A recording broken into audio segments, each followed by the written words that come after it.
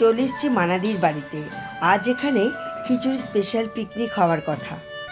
মানাদির বাড়ির নিচের বাগানটা ভারী সুন্দর, তাই এটার ভিডিও না করে পারলাম না। যখন খুব জমিয়ে শীত পড়েছিল তখনই সবার ডিমান্ড ছিল এই খিচুড়ি স্পেশাল পিকনিক করার। তবে সবাই একসাথে একদিনে হয়ে না ওঠায় আজকের দিনটাকে ধার্য করা হলো। মনে হচ্ছে সবাই চলে এসছে। সিঁড়ি দিয়ে উঠতে উঠতেই সবার গলা শুনতে পাচ্ছি। এনারা প্রত্যেকেই আমার সিনিয়র, তবে এত সুন্দর করে ওয়েলকাম করে সেটা বলার নয়। চলে গেলাম সোজা রান্নাঘরে। কী মেনু হয়েছে একবার সেগুলোর ভিডিও করে নিলাম।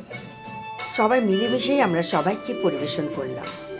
ইনি হচ্ছেন আমাদের মানাদির হাজব্যান্ড, আর ইনি হচ্ছেন ওনাদের অবদান কিছু কম নয়।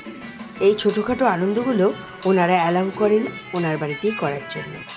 খাওয়া দাওয়া তো একটা অজুহাত মাত্র, এটা বিনোদনের থেকে কিছু কম নয়।